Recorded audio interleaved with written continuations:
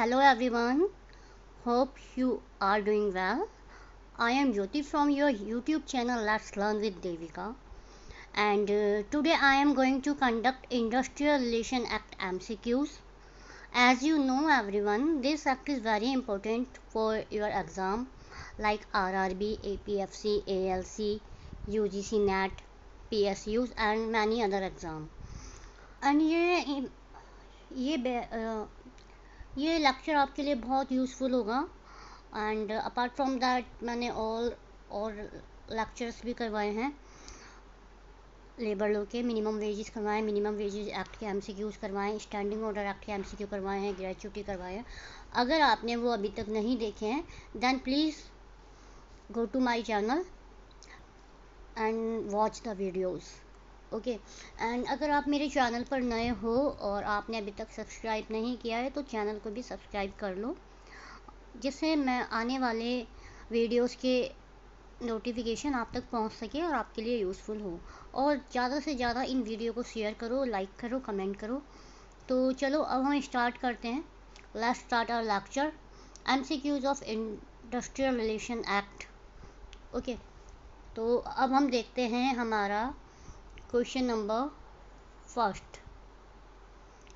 Question number first, bipartite industrial relation include relationship between. ये पूछ रहा है कि बाइपार्ट इंडस्ट्रियलाइजेशन में होता है, बाइपार्ट में कितनी पार्टीज इंक्लूड होती हैं, कितने लोगों के बीच में रिलेशन होता है। ठीक है, इसके ऑप्शन है। Option number A management and trade union, option number B union and government, option number C management and government, option number D management, government and union. And one thing more, अगर आपको इन questions के answers आते हैं तो मेरे answer देने से पहले आप कमेंट बॉक्स में मेंशन ज़रूर करना, बिकॉज इससे आपका ही रिवीजन होगा और आपको रिकॉल रहेगा, क्योंकि हमारे हाथ से लिखी हुई चीज़ें हमें ज़्यादा रिकॉल रहती हैं। अब मैं आपको इसका आंसर बता देती हूँ। इसका आंसर है option number A management and trade union. Now move on question number second. Answer मैंने आपको नीचे हाईलाइट किए हुए हैं ताकि आपको रिवीजन करने में प्रॉब्लम ना हो। Question number 2, which of the following international organization is directly related to industrial relation. इसमें 4 ऑप्शन दिए हैं, इनमें से कौन सी डायरेक्टली रिलेटेड है इंडस्ट्रियल रिलेशन से। ठीक है, यूनाइटेड नेशन ऑर्गेनाइजेशन रिलेटेड है, यूनेस्को, वर्ल्ड हेल्थ ऑर्गेनाइजेशन या international labour organization means ILO। Comment box में इसका आंसर मेंशन करें। कई बार ये क्वेश्चन पूछा जाता है, अलग अलग तरीके से पूछा गया है। इसका आंसर है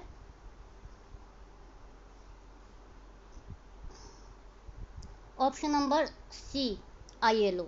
अब आपको कमेंट बॉक्स में मेंशन करना है कि ILO कब एस्टेब्लिश हुआ था, उसका ईयर क्या है।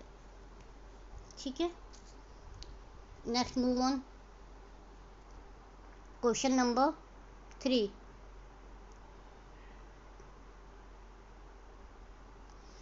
The object of trade union is to.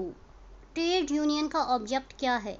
Option number A get higher wages, option number B to protect labour, option number C to protect and advance the interest of its member in the work place primarily through collective bargaining, securing better wages, working condition and advocating for worker right, and the last option is to protect labor and society।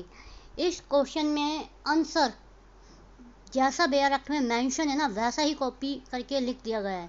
तो अगर आप labour law कर रहे हो, किसी भी book से कर रहे हो, किसी भी टीचर से कर रहे हो, बट मैं आपको ये एडवाइस देना चाहूँगी, आप एक बार गो थ्रू करना बेयर एक्ट के थ्रू, क्योंकि बेयर एक्ट से ही लास्ट जो APFC का और ALC का एग्ज़ाम आया था, बेयर एक्ट के बिटवीन द लाइन क्वेश्चन उठा के कॉपी पेस्ट किए गए थे। अब आप इसका आंसर मुझे बताओ। इसका आंसर है, अगर आपको पता है तो कमेंट में मेंशन कर दो, वैसे मैं तो बता ही दूंगी आपको, option number C to protect and advance the interest of its member in the work place and primary through collective bargaining. ये ट्रेड यूनियन का जो एक्ट स्टार्ट होता है उसके स्टार्टिंग में ही इसकी लाइन है। ठीक है, चलो अब देखते हैं हमारा next question.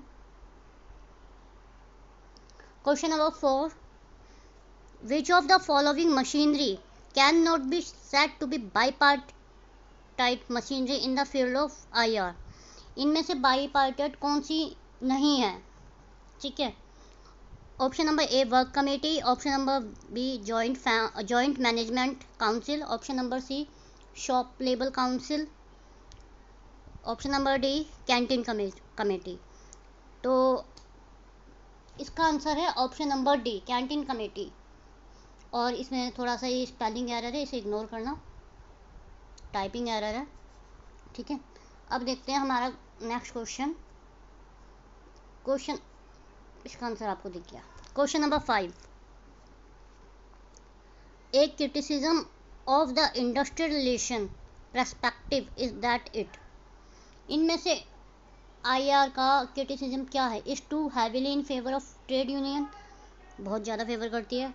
Focus primary on the institution of job regulation and conflict regulation to the exclusion of all else.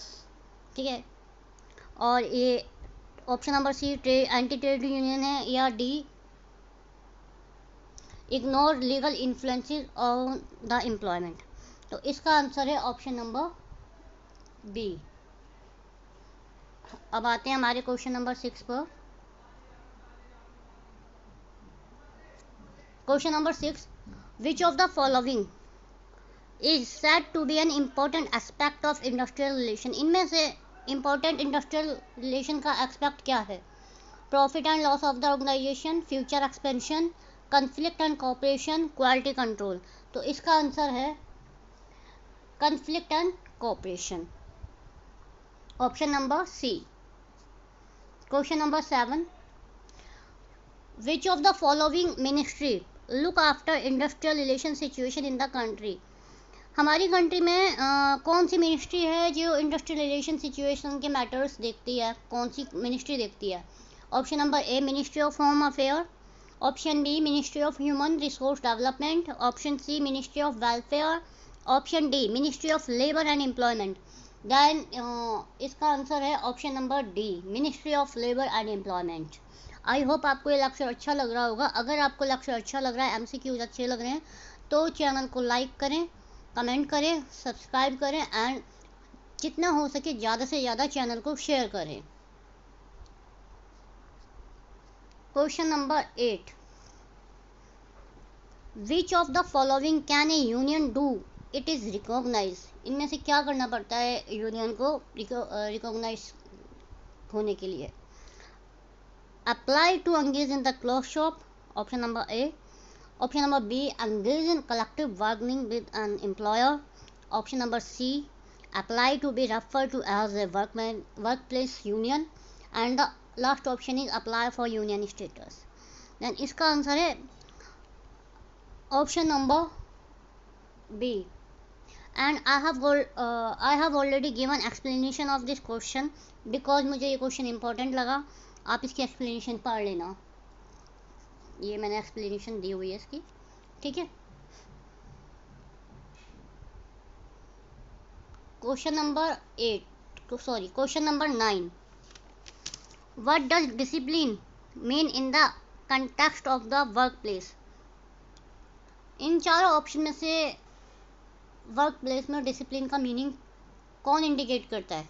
Option number इन चारों में से enforcing compliances and order, option number B a system of rules designed to improve and correct behavior through teaching or training, option number C punishment, option number D exercising control। तो ये question आप अपने logic से भी कर सकते हो। इसका आंसर है ऑप्शन नंबर बी। ठीक है, अब हम देखते हैं हमारा नेक्स्ट क्वेश्चन, क्वेश्चन नंबर 10।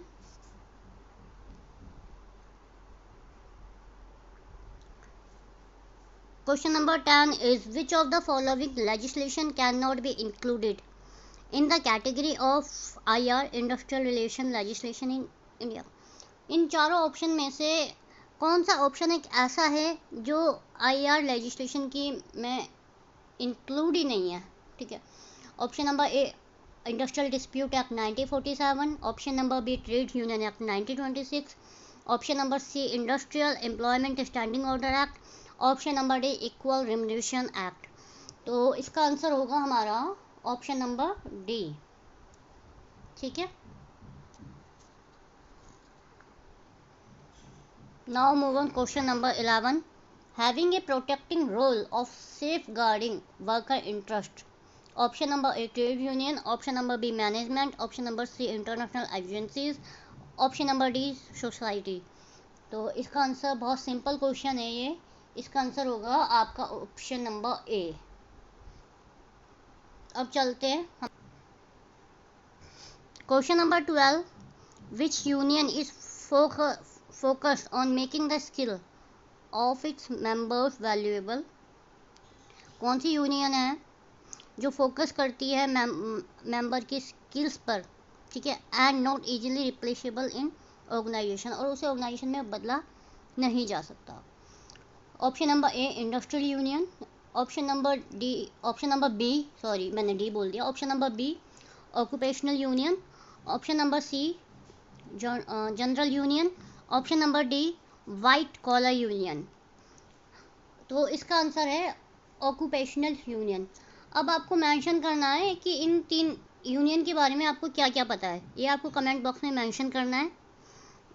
ठीक है, आप कमेंट बॉक्स में मेंशन नहीं करते हो, वीडियोस ज़रूर देखते हो, कमेंट बॉक्स में मेंशन नहीं करते हो कि मैं अगर कोई क्वेश्चन पूछती हूँ तो सिर्फ इसलिए पूछती हूँ कि आपका रिवीजन हो। अगर आपको कमेंट करना अच्छा नहीं लगता तो इट्स ओके, मेरा कोई नुकसान नहीं है इसमें अगर आप कमेंट नहीं करोगे तो।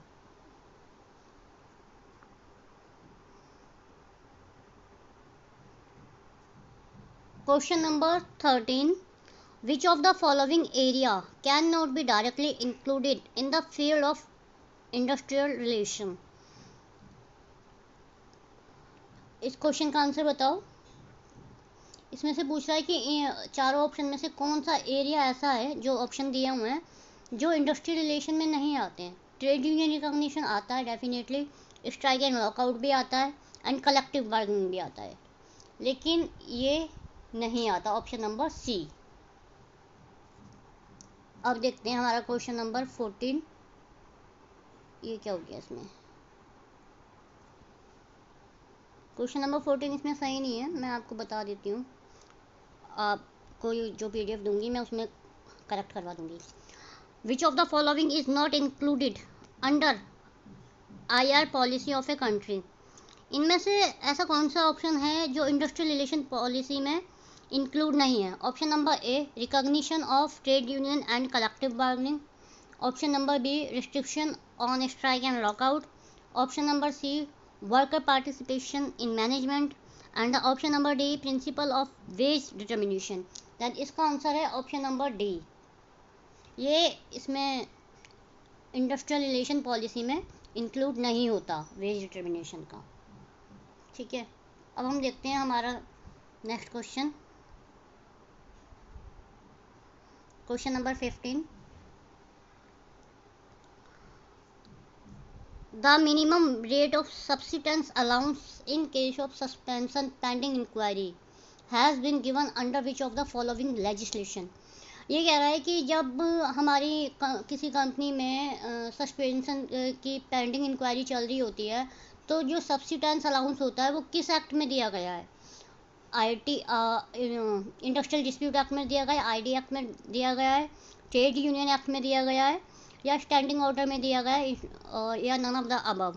तो ये क्वेश्चन बहुत अच्छा क्वेश्चन है, और मैंने पिछले जो MCQs करवाए थे इसी चैप्टर के करवाए थे स्टैंडिंग ऑर्डर एक्ट, तो इसका आंसर है स्टैंडिंग ऑर्डर एक्ट। अगर आपने नहीं देखे तो आप वो क्वेश्चंस ज़रूर देखना, वीडियोस ज़रूर देखना। ठीक है, अब देखते हैं हमारा next question, question number 16, which of the following regulate IR in India. Option number A ID act and trade union act, option number B standing order act, option number C code of discipline and inter union code of conduct, option number D all of the above.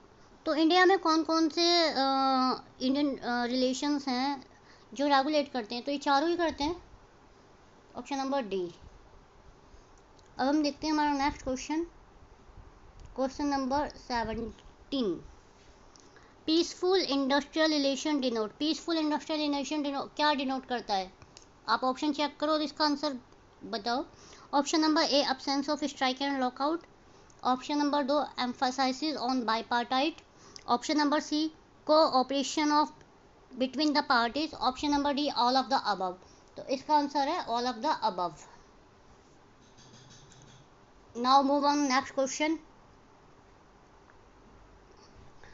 The international labour organisation ILO was originally established as autonomous part of League of Nations।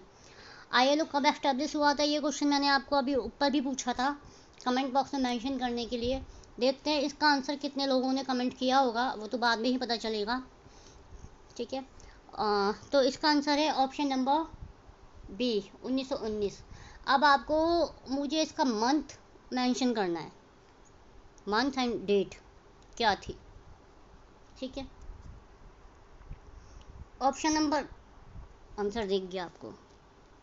Question number 19, identify the major actor of IR from the following. Industrial relation में major actor कौन है? Employer, union, government, all of the above. All of the above. Total हमारे हैं 30 question. मैं अब 20 question पे आ चुकी हूँ, ज़्यादा क्वेश्चन नहीं बचे। मैं कोशिश यही करती हूँ कि लेक्चर ज़्यादा बड़े ना हो, जिससे आपका टाइम भी वेस्ट ना हो। पर कुछ बच्चे तो ऐसे हैं वो इतने छोटे लेक्चर भी नहीं देख पाते। Question number 20, which of the following is not a determinant factor of industrial relation. इनमें चारों ऑप्शन में से कौन सा ऑप्शन है जो इंडस्ट्रियल रिलेशन का फैक्टर नहीं है? Institutional factor, economical factor, technological factor and social stratification factor. तो इसका आंसर है ऑप्शन नंबर डी, ठीक है। अब हम मूव ऑन करते हैं हमारे क्वेश्चन नंबर 21 पर। A union mean to protect the interest and right of the non manual employ is, इनमें से कौन सा है? एक कौन सी यूनियन है जो प्रोटेक्ट कर interest and right of non manual employ के इंटरेस्ट को प्रोटेक्ट करती है? White collar union, blue collar union, brown collar union and none of the above. तो इनमें से कोई सी भी नहीं है। अब आपको मेंशन करना है what is the meaning of white collar union, blue collar union, brown collar union. आप कमेंट बॉक्स में ज़रूर मेंशन करना। अगर मुझे लगेगा कि कुछ स्टूडेंट्स को इंडस्ट्रियल रिलेशन के थ्योरी लेक्चर की ज़रूरत है, ID एक्ट के थ्योरी लेक्चर की ज़रूरत है, तो डेफिनेटली मैं लेके आऊँगी। क्योंकि हर स्टूडेंट एक सा नहीं होता, किसी के बेसिक्स भी क्लियर नहीं होते और कुछ कुछ स्टूडेंट इतने एडवांस होते हैं उनके बेसिक तो क्या एडवांस भी बहुत अच्छे क्लियर होते हैं, सारे कॉन्सेप्ट क्लियर होते हैं।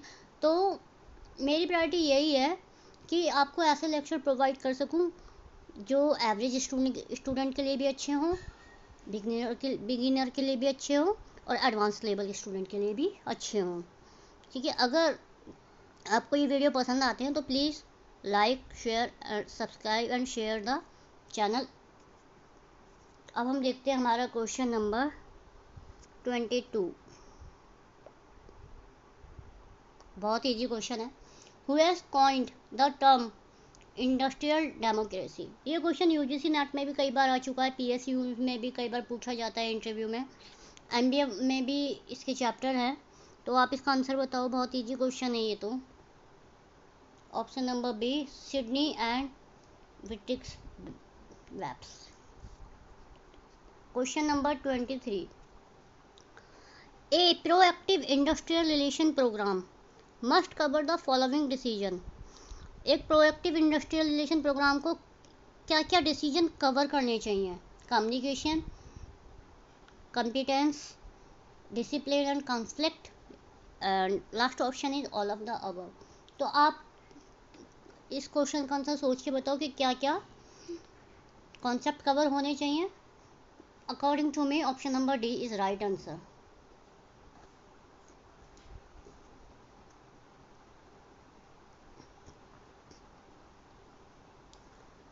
Now move on question number 24. Characteristics of industrial relation do not include. यहाँ पर 4 स्टेटमेंट दी गई हैं और पूछा गया है कि इंडस्ट्रियल रिलेशन के कैरेक्टरिस्टिक्स में से कौन सी डेफिनेशन इंक्लूड नहीं है। ये पूछा गया कि इंक्लूड नहीं है। कई बार हमारा क्वेश्चन क्यों गलत होता है, हम एग्ज़ाम में ध्यान ही नहीं देते कि डू नॉट पूछा गया है या डू पूछा गया है। कई बार डू नॉट होता है और हम क्वेश्चन को उल्टा पढ़ लेते हैं जल्दी जल्दी में। ऐसा इसलिए होता है, एग्ज़ाम का प्रेशर होता है, नहीं दिया जाता ध्यान, सिली मिस्टेक हो जाती है। तो ये क्वेश्चन बहुत अच्छा क्वेश्चन है, ये यूजीसी नेट में भी आया हुआ है। मैं आपको 1 सेकंड का टाइम देती हूँ, आप ये चारों स्टेटमेंट अच्छे से पढ़ो और इसका आंसर कमेंट बॉक्स में मेंशन करो। और जब भी आप कमेंट करते हो ना तो क्वेश्चन नंबर 7 लिख के कमेंट किया करो। जैसे ये क्वेश्चन नंबर 24 है, अगर आपको लगता है कि इसका आंसर 24 का ऑप्शन ए है तो 24 ए आपको ऐसे लिखना है, 24 ऑप्शन ए। अगर आपको लगता है बी है 24 बी। अगर आपको लगता है 24 का सी है तो 24 सी। कई बार क्या होता है, स्टूडेंट क्या करते हैं, ए बी सी डी ऐसे लिख देते हैं। तो अब आप खुद बताओ मुझे, कैसे पता चलेगा कि आप किस क्वेश्चन का आंसर बता रहे हो। एक वे होता है ना कि आप कैसे मेंशन कर रहे हो। तो अगर आपको उसका आंसर पता है तो आप ऐसे ही मेंशन करना, पहले क्वेश्चन का नंबर लिखना फिर उसका आंसर लिखना, ठीक है। आई होप आपने स्टेटमेंट पढ़ लिए होंगे, एक बार मैं भी आपके लिए रीड कर देती हूँ। Industrial relation are outcome of employment relation in an industrial enterprise, ठीक है। ये आउटकम है एम्प्लॉयमेंट और रिलेशनशिप का। Industrial relationship promote the skill, ये स्किल्स को प्रमोट करता है, and method of adjustment and cooperation with each other, ठीक है। Industrial relation create complex rule and maintain to cordial relation, ठीक है। और ऑप्शन नंबर 4 है, industrial relation system create an environment of distrust and conflict. तो option number D इसका गलत है, इसका आंसर यही होगा ऑप्शन नंबर डी, क्योंकि हमसे पूछा गया डू नॉट इंक्लूड, ठीक है। कौन सा इंक्लूड नहीं होता, ये तीनों तो इंक्लूड होते हैं। ये देखो ऑप्शन नंबर ए इसका कैरेक्टरिस्टिक्स में आता है, ऑप्शन नंबर बी कैरेक्टरिस्टिक्स में आता है, सी आता है, लेकिन डी नहीं आता, ठीक है। आई होप आपको ये क्वेश्चन अच्छे से समझ में आ गया होगा। अब हम देखते हैं हमारा नेक्स्ट क्वेश्चन, क्वेश्चन नंबर 25। बहुत अच्छा क्वेश्चन है क्वेश्चन नंबर 25। ऐसे क्वेश्चन बहुत आते हैं पेपर में और बहुत कंफ्यूज होते हैं। कॉन्स्टिट्यूशन के आर्टिकल्स, ILO कन्वेंशन के आर्टिकल्स। आप मुझे कमेंट बॉक्स में मेंशन करना आपको किस किस चैप्टर के लेक्चर्स चाहिए। Definitely I'll try my best and provide best lecture with complete history and section. Standing order act का मैं लेक्चर प्रिपेयर कर चुकी हूँ और मैंने बहुत अच्छे से प्रिपेयर किया है। उसमें हिस्ट्री भी है, केस लॉ भी है और each and everything mention on that lecture. अगर आपको मेरा ये वीडियो अच्छा लगता हो तो आप वो लेक्चर भी ज़रूर देखना। मैं अभी 1-2 दिन में उसे अपलोड कर दूँगी क्योंकि कुछ एडिटिंग वगैरह रह गई है उसमें। चलो क्वेश्चन नंबर देखते हैं 25। The constitution of India uphold the principle of freedom of association as a fundamental right enunciated by ILO convention in. Freedom of association से रिलेटेड कौन सा आर्टिकल है इसमें, वो है article number B 19C, option number B 19C, ठीक है।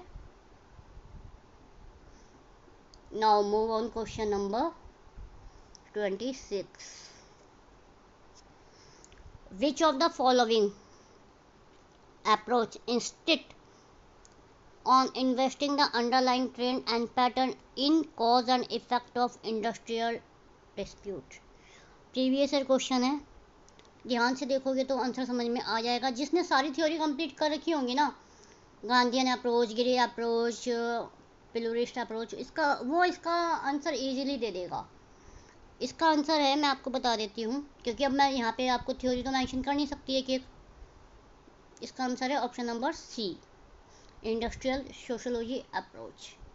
अब आते हैं क्वेश्चन नंबर 27 पर। इंडस्ट्रियल रिलेशन रेफर टू, ये चार ऑप्शन दिए हुए हैं, इसमें से इंडस्ट्रियल रिलेशन किसको रेफर करता है?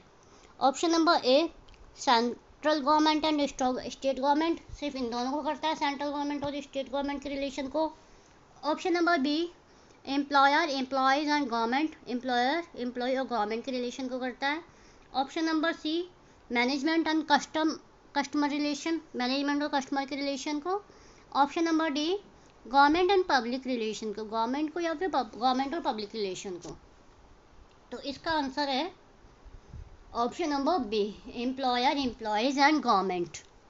ओके, तो चलो अब हम देखते हैं हमारा क्वेश्चन नंबर 28।